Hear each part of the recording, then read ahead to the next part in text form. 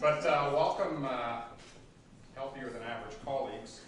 It's very intimidating to come to these parts of campus where people exercise professionally. Those of us who exercise as amateurs feel very bad.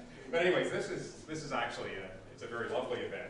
We always love welcoming politicians to campus, especially when they come to announce millions of dollars in funding.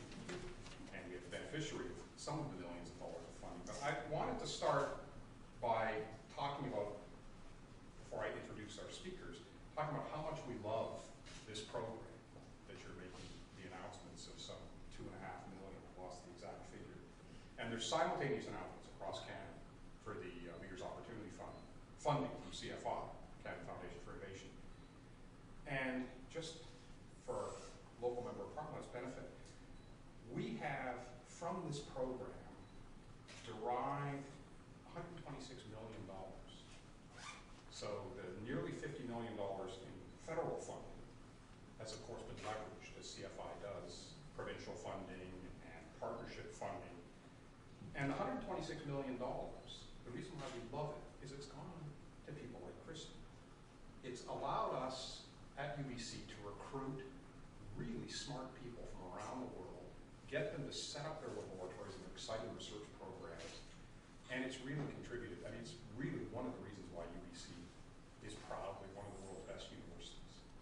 And it's, of course, it's not because of brilliant administrators as much as we love to take the credit for it, but it's really because of the smart faculty, the students we're able to recruit, and a lot of that is due to the sort of infrastructure funding you're here to announce today. So we really do love this program. We love it when you come and make the announcements. So with that, I will now turn it over to our government representative. And I would like to say that not just CFI, but I mean, the current government has invested very heavily in CFI. There have been a couple of investments in budgets in tough economic times, as we all know. But they've invested in research funding in general. And we do appreciate that. And of course, through discussions to the upcoming budget, we'd like to encourage you to keep thinking about how wonderful research is in places like UBC and how wonderful the government investment is. I had to put that one. Anyways, Wai Young, we're very happy to have you on campus. She is a brand new member of Parliament. She's the member for Vancouver South, and she was, of course, elected in the recent election that brought the majority government, the majority Conservative government. She, like many people in this fair city, was born in Hong Kong. She came with her family to Vancouver at a young age, and her brand new career in politics is a brand new career. Before that, she ran a consulting company, Wai Young Associates, and she's worked with loads of agencies locally and has helped with some of the services. And so we're very happy.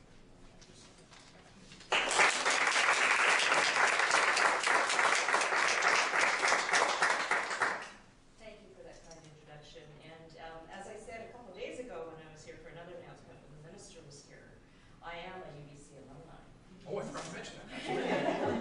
It is really important because I'm very proud of this university. I'm very proud of my university, and particularly being one of the leading edge, and we were talking about this earlier, Dr. Campbell, research and facilities and the teaching that goes on here is truly phenomenal. And so as an alumni, of course, I'm very, very proud of that. And I'm happy to be here today indeed. It's a great thing that even though we suffered the worst economic recession since the Great Depression in the 1930s, that we are here today, as you were saying, to continue to invest in research and development. So through our Economic Action Plan, our government made an unprecedented commitment to making Canada a world leader in science, technology, and innovation. And we invested at a time when it was needed most during the recent global economic recession, as has been already mentioned. The Canadian economy remains a top priority for our government. Though there remain important challenges, the economy is growing, and we remain a global leader. We're very proud of the fact that since July 2009, following the worst recession, 600,000 Canadians are back at work. So we have recaptured all the jobs lost during the recession and a little bit more. This is in no small part thanks to our Economic Action Plan and our sound economic fundamentals. Guided by the government science and technology strategy, our investments in science and technology will help to position Canada in the since our election to ensure that Canada is a leader, and not only today, but for the future and the years to come. That goal is why we're here today. Ladies and gentlemen, I'm pleased to announce that our government is investing $2.9 million in researchers here at the University of British Columbia to provide cutting-edge equipment and facilities to be the best in the world and to stay the best in the world.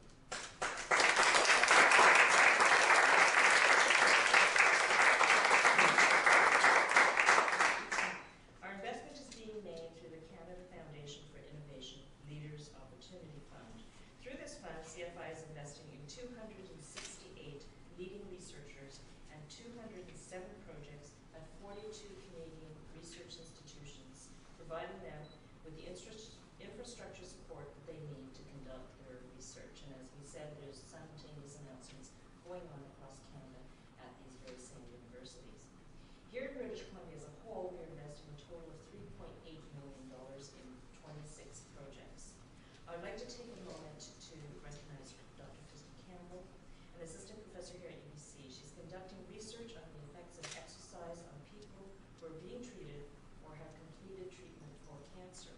I think I speak for all of us when I say that I look forward to the results of this study and your work, and wish you great success. Ladies and gentlemen, research projects like Professor Campbell's are taking place across Canada. This work plays a critical role in mobilizing Canada's science and technology advantage. These projects will help realize the full potential of our natural resources, ensure a cleaner, safer environment, and create and help support many new high-quality jobs. For us to carry our success forward, we must invest in the future. And it is thanks to programs like the Leaders Opportunity Fund from CFI that we're focused not only on the challenges of today, but also on the opportunities of tomorrow. I want to thank the UBC and the university for hosting today's event, and I look forward to continuing our work together to strengthen Canada's place in our global economy. Thank you.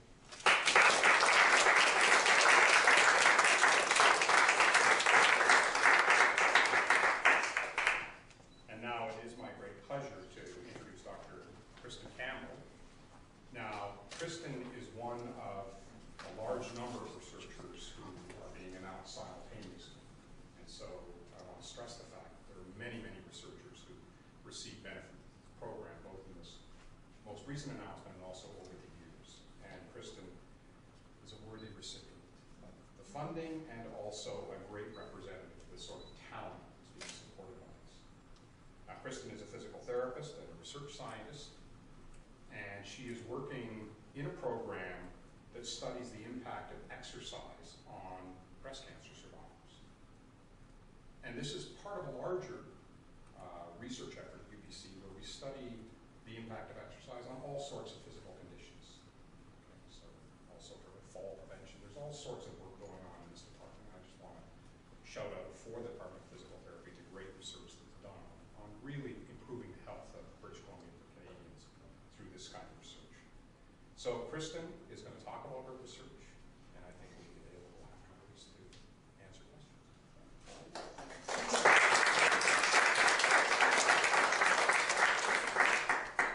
Okay. Well, the Leader Opportunity Fund from the Canada Foundation for Innovation is an invaluable program for researchers to supply cutting-edge equipment and doing innovative research. It's also very important for the next generation of Canadian scientists. We're training to use these technologies. Graduate students benefit greatly from this kind of program. This award provides my research team with essential laboratory equipment and research tools to undertake research into the role of physical activity for cancer survivors during and following treatment. In the past, the common advice to cancer survivors was to rest and recover, but we're now finding through emerging research that it's more important to be active during and following your cancer treatment to help you get back to your usual lifestyle and improve your health and quality of life. The key research now is to understand specifically how physical activity can be helpful and why. The funding from the Canada Foundation for Innovation will allow my research team to do research into the role of exercise plays in improving fatigue, which is a common side effect of cancer treatment, as well as how exercise and achieving a healthy body weight can help to improve overall health for cancer survivors. This award will also let us do new research into how physical activity and how we can So lymphedema is a persistent swelling of the arm that can be a common side effect from breast cancer treatment and radiation. And we know that if we can detect lymphedema earlier, we can treat it earlier and reduce the risks of complications from that. And this funding has allowed us to buy a barometer, which is a very accurate measure of measuring lymph volume, and will help us in this research. We're also currently conducting a study on what is commonly described as chemo brain, which is a change in the ability to remember, concentrate, or problem solve after chemotherapy treatment. And we're looking at how exercise may help with this.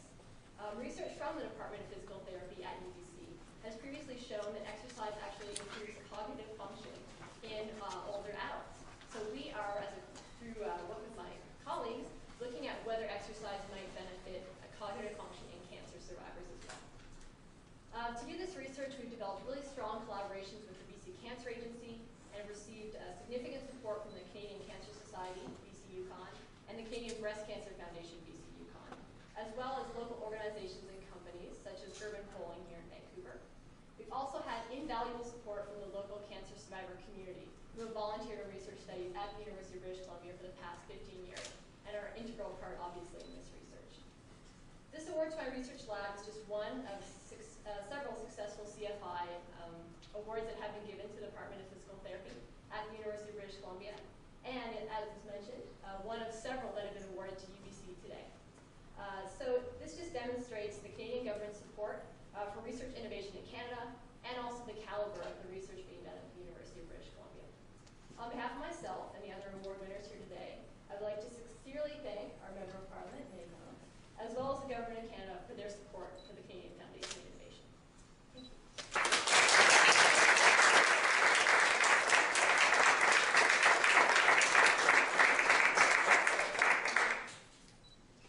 That's the end of the formal program, but I would like to take this opportunity, Ms. Evie Lastavica, and I hope I got your name right. Yes, you did. Where is she? There she is. I was looking for you out there. And Evie, I'd like to thank you because on behalf of all of the researchers here at UBC, you represent the patients who participate in these important research studies. And so we really do appreciate the support that the patient community gives to the great research going on here. So thank you very much.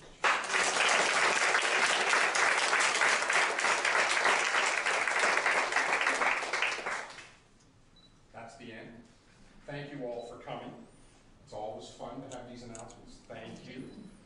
And if there's any media present, I know that Evie is willing to answer some questions. So thank you all for coming.